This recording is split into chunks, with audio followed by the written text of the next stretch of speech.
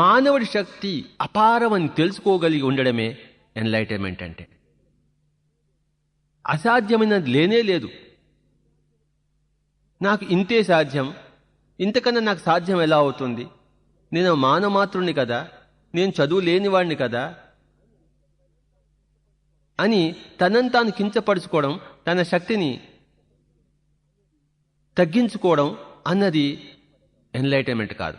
ఎప్పటికప్పుడు ప్రతి వారి యొక్క శక్తి కూడా అనంతమని తెలుసుకొని ఆ యొక్క అవగాహనతోనే ప్రతి పనిని చేపట్టడం అన్నదే ఎన్లైటన్మెంట్కి సూచిక.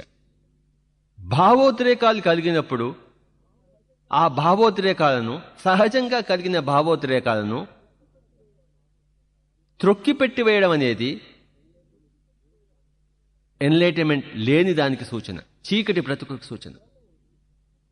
నాకు కోపం వస్తుంది, కానీ కోపం ప్రకటించకూడదు కదా, ఈ సమాజం ఒప్పుకోదు కదా అని చెప్పేసి దానిని నాలోనే నేను త్రొక్కిపెట్టడం అనేది అది ఎన్లైటన్మెంట్ అనిపించుకోదు. నాకు కోపంగా ఉంది, ఇది నా నిజ స్వరూపం. ఇప్పుడు నా నిజ స్వరూపం నేను ప్రకటించాలి. సమాజం ఏమన్నా సరే, ఇది నేను లోపల ఉన్నాను, ఇదే నేను బయట వ్యవహరించాలి అని భావోద్రేకాలను స్వేచ్ఛగా, భయరహితంగా, నిర్భయంగా సదా ప్రకటించగలిగి ఉండడమే ఎన్లైటన్మెంట్ కలిగి ఉండడం అంటే.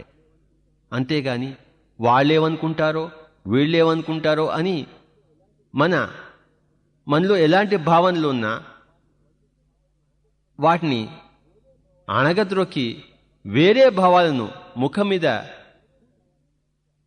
పూసుకోవడం అనేది ఏమాత్రం జ్ఞానానికి, వెలుగు బ్రతుకుకి, ఎన్లైటన్మెంట్కి ప్రతీక కాజారదు.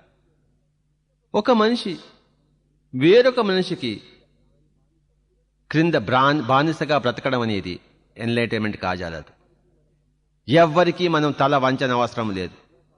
ఏ గడ్డి పువ్వు, ఏ తామర పువ్వుకి తల వంచన అవసరం లేదు. తామర పువ్వు ప్రత్యేకత తామర పువ్వుది, గడ్డి పువ్వు ప్రత్యేకత గడ్డి పువ్వుది. కనుక ఎవ్వరి ముందర కూడాను తల వంచరాదు.